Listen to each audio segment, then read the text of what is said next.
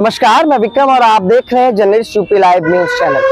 हम लगातार आपको उन लोगों से मिलवाते हैं जो समाज में परिवर्तन लाने के लिए महत्वपूर्ण काम कर रहे हैं। आज ऐसे ही एक संस्था, एक फाउंडेशन की अध्यक्षा, संस्थापक हमारे साथ होंगी जो महिलाओं के लिए, बेटियों के लिए, बच्चों के लिए और कमजोर वर्ग के लोगों के लिए लगातार काम कर रहे हैं। और इस दिनों एक कार्यक्रम इनका चर्चा में भी, जो पुलिस सम्मान यानी कि स्वर्ण कर्मयोगी सम्मान समारोह लखनऊ के पुलिस रिजर्व लाइन में भी भव्य, अलग, अनोखे अंदाज में होने वाला।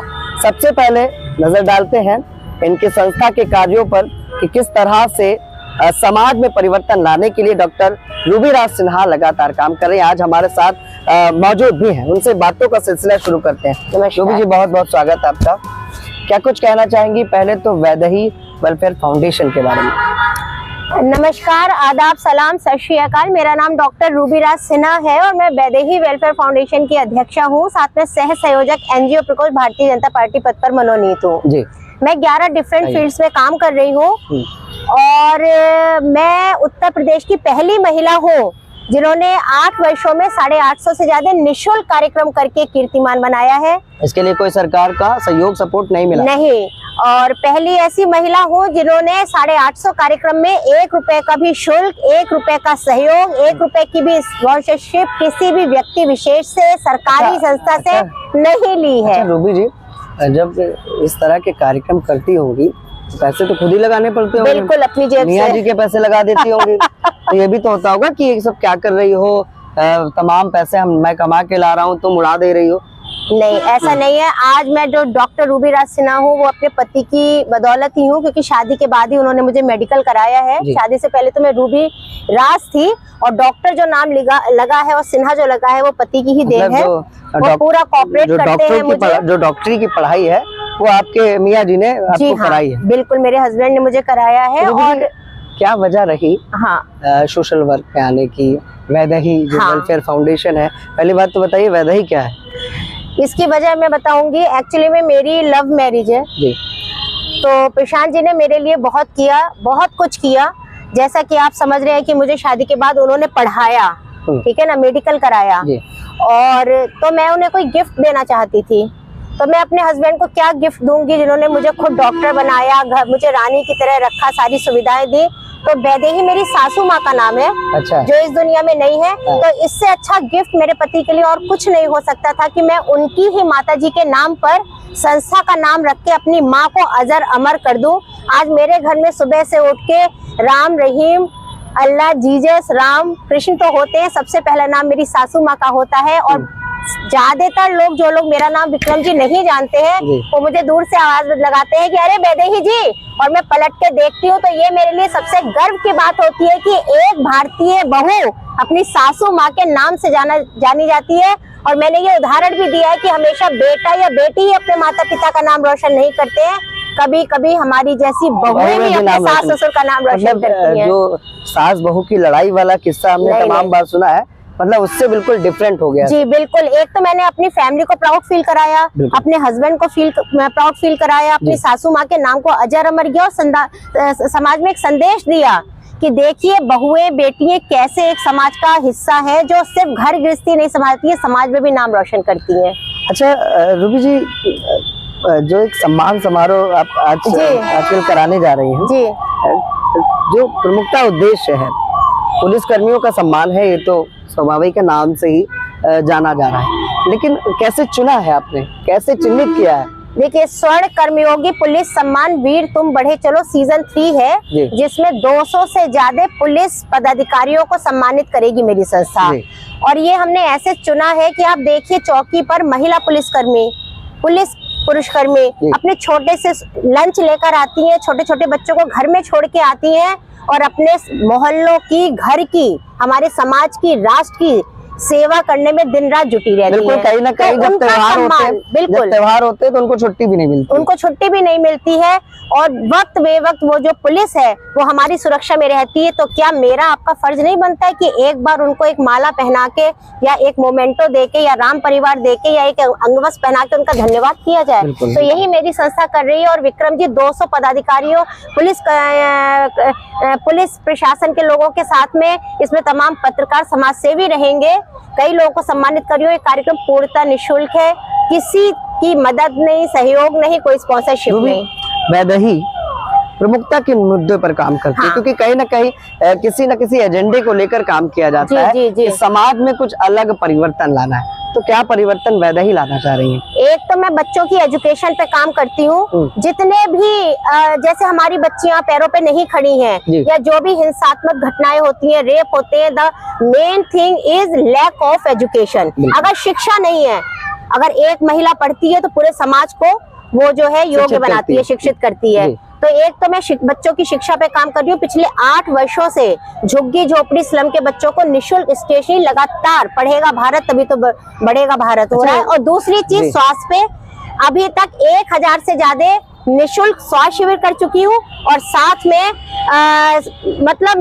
झुग्गी झोपड़ी स्लम के बच्चे और गांव में जाकर निःशुल्क बायोडिग्रेडेबल सैनिटरी नैपकिन 80,000 से ज्यादा निःशुल्क वितरित कर चुकी हूँ। अच्छा रूबी, क्या वजह रही सैनिटरी नैपकिन बांटने की? क्योंकि मुझे लगता है केमिस्ट की दुकान पे आसानी से अब उपलब्ध हो जाता है, अभी भी लगता है कि गांव की महिला नहीं इस्तेमाल करती है। आपने बहुत अच्छा सवाल किया है। एक युवा है और एक पुरुष है, तब भी आप अपने पत्रकारिता के माध्यम से मुझसे सवाल कर रहे हैं। गांव में अभी भी हम जाते हैं विक्रम जी, तो महिलाएं संकोच करती हैं। और आप यकीन मानिए, एक खोल पुराने कपड़े का बना के उसमें चूल्हे की राख और सूखे पत्ते भरती हैं और माहवारी के 5 दिन लगाती हैं, जिनसे उनकी बच्चेदानी में कैंसर हो जाता है, सड़ जाता है और तमाम बीमारियां हो जाती हैं। तो जो निःशुल्क बायोडिग्रेडेबल सैनिटरी नैपकिन बांटने का मुख्य कारण ये है कि बच्चियों को स्वस्थ रखना है, जागरूक करना है, स्वस्थ रखना है। घर की बेटी अगर स्वस्थ रहेगी तभी तो मायका, ससुराल और समाज की जिम्मेदारियों को उठा पाएगी। जब वो स्वस्थ नहीं रहेगी तो कैसे अपनी सुरक्षा करेगी, कैसे दूसरे की करेगी? बिल्कुल। तो मेन ये है, स्वास्थ्य जो है वो सर्वोपरि है।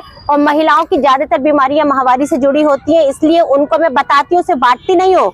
कितनी देर पहनना है, कैसे उसको लगाना है, कैसे उसको फेंकना है, और उस दौरान 5 दिन महिलाओं को किन किन बातों का परहेज रखना है। साथ में मेडिसिन भी फ्री में बांटती हूँ। तो रूबी, इस काम के लिए कहीं ना कहीं इस जागरूकता के लिए एक मोटा बजट लगता होगा। गांव में मान लीजिए 100 महिलाएं हैं जी, कैसे प्रबंध करती हैं उनके लिए इन सब चीजों की व्यवस्था कैसे कर पाती हैं? 90,000 से ज्यादा बायोडिग्रेडेबल सैनिटरी नैपकिन, 1000 से ज्यादा निःशुल्क स्वास्थ्य शिविर। मैं और मेरे हस्बैंड प्रशांत प्रवीण सिन्हा का ये संकल्प है। आप मेरे घर में आके भी देखिए, 20,000 रुपए महीना हम लोग अपनी कमाई से निकाल के मंदिर में रखते हैं। आप मेरे घर चलिए, देखिए, फोटो खींचिए, सामने 20,000 रुपए महीना निकाल के मंदिर में रखते हैं। वो पैसा मंदिर, मस्जिद, गुरुद्वारा, चर्च, जहाँ जिसकी जरूरत होती है। पहले तो हर महीने हम इवेंट करते हैं, इवेंट से अगर पैसा बच जाता है तो वो जनता के उसमें सेवा कार्य में ही वो पैसा जाता है। 20,000 रुपए महीना लगना ही लगना है। अच्छा रूबी, एनजीओ का काम क्या है?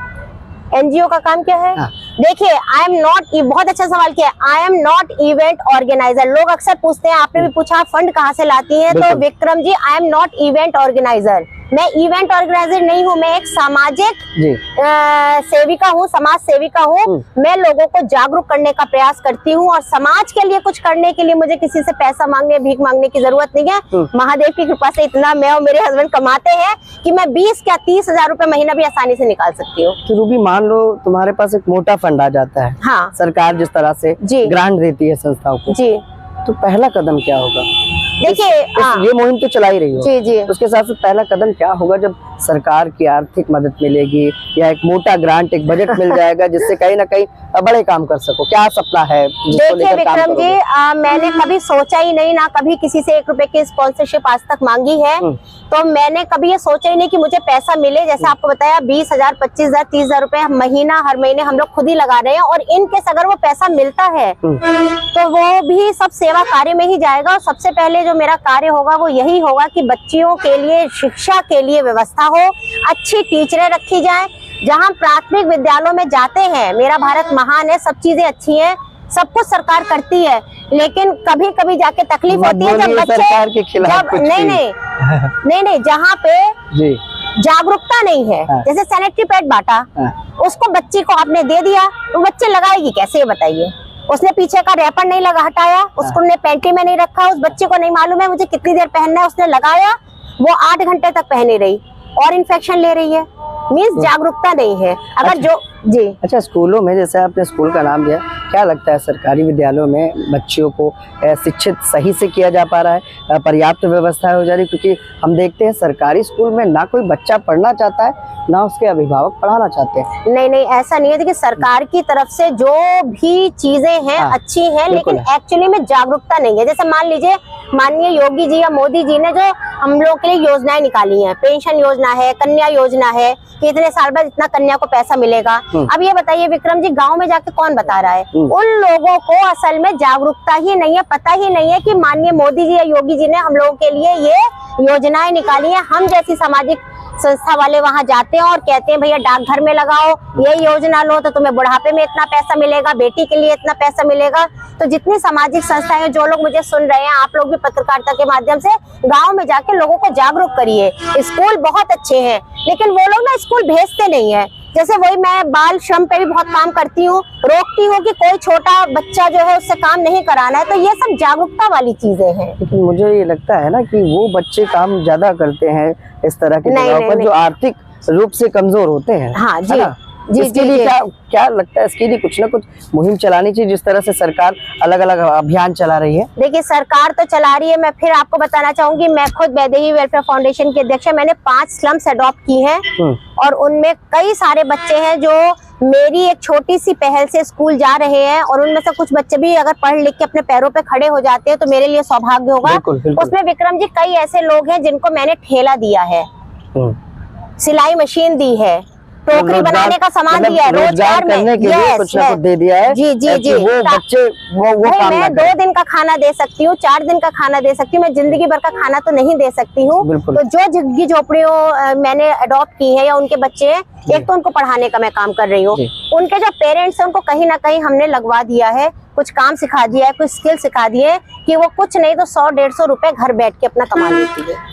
वैदेही की ओर से और रूबी राज की ओर से क्या कुछ कहना चाहोगे उन बच्चियों के लिए, लखनऊ की जनता के लिए, प्रदेश की जनता के लिए, जो अभियान आप चला रही हो, या अपने संस्था की ओर से क्या कुछ मैसेज या संदेश देना चाहोगे? देखिए, मैं यही संस्था के माध्यम से एक समाज में संदेश देना चाहती हूँ कि बच्चियों को पढ़ाइए जरूर, क्योंकि उनका जीवन आगे कैसा हो, कभी भी उनका हाथ किसी के सामने ऐसा ना हो। बच्ची पढ़ी लिखी होगी तो उसका सम्मान रहेगा। आज आप मेरा इंटरव्यू इसलिए ले रहे हैं कि मैं डॉक्टर रूबी राज सिन्हा हूँ, और अगर आज मेरे पति मुझे अपने घर में ना रखें या पिता ना रखें, तो भी मैं कहीं भी सड़क पर भी कुर्सी में डाल के अपनी डॉक्टरी चलाऊंगी तो मैं अपना पेट भर लूंगी। मतलब मैं आत्मनिर्भर महिला हूँ। तो अगर हमारी समाज की बच्चियां पढ़ी लिखी होंगी या उनमें कोई कला होगी तो कभी उनका हाथ किसी के सामने ऐसा नहीं होगा, और जो आत्मनिर्भर होती है, अपने पैरों पे खड़ी होती है, उसका स्वाभिमान तो हमेशा बना रहता है। चलिए, 30 तारीख को होने वाले कार्यक्रम के लिए क्या कुछ कहना चाहेंगे? 30 तारीख के कार्यक्रम के लिए मैं सबसे पहले आपको, विक्रम भाई को और उनके चैनल को धन्यवाद करना चाहूंगी,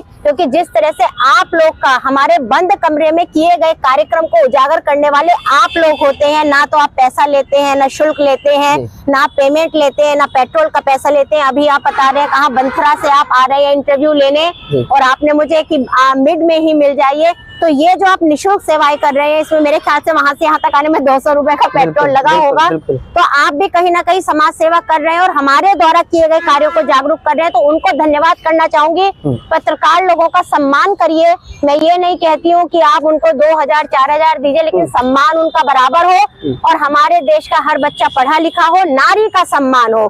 जिस घर में नारी का सम्मान होता है वहाँ देवता वास करते हैं। और बहू बेटियों का सम्मान करिए और पत्रकार लोगों का सम्मान करिए, क्योंकि आप ही लोग हैं जो हम जैसी बहू बेटियों को, जो अपने घर की दहलीज पार करके बाहर निकली हैं, आप ही हमको जो है बढ़ाते हैं और करते हैं। रूबी जी, बहुत बहुत धन्यवाद हमसे बात करने के लिए। ये थी आवाज़ डॉक्टर रूबी।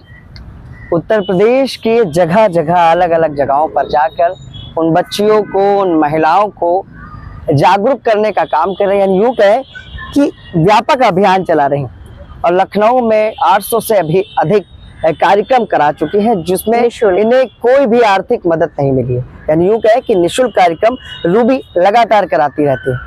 30 तारीख को यानी कि 30 नवंबर को 2024 को इनका एक भव्य कार्यक्रम लखनऊ और यूपी पुलिस के लिए आयोजित किया गया है। देखने की बात यह रहेगी कि किन कर्म योगियों को सम्मानित किया जाएगा और आखिर क्यों सम्मानित किया जाएगा। ये हमारी खास रिपोर्ट थी जहां पर हमने दिखाने का प्रयास किया कि वैदेही वेलफेयर फाउंडेशन किस तरह से जमीन से उठकर आज आसमान पर पहुंचा है और खासकर उन बच्चियों को लेकर चल रहा है जो अशिक्षित है, जागरूक नहीं है, और जिस तरह से उन्होंने बताया कि सबसे बड़ी समस्या कैंसर जैसी बीमारी से बचाव के लिए भी उन्होंने क्या अभियान में अपने शामिल किया। उम्मीद है डॉक्टर रूबी राज सिन्हा वैदेही वेलफेयर फाउंडेशन का ये कार्य आपको पसंद आ रहा होगा, तो कमेंट बॉक्स में अपनी राय जरूर दें और हमारे चैनल को सब्सक्राइब करें ताकि इसी तरह के सामाजिक लोगों से जो समाज में परिवर्तन ला रहे हैं उनसे आप रूबरू हो सके और कुछ नया सीख सके। नमस्कार।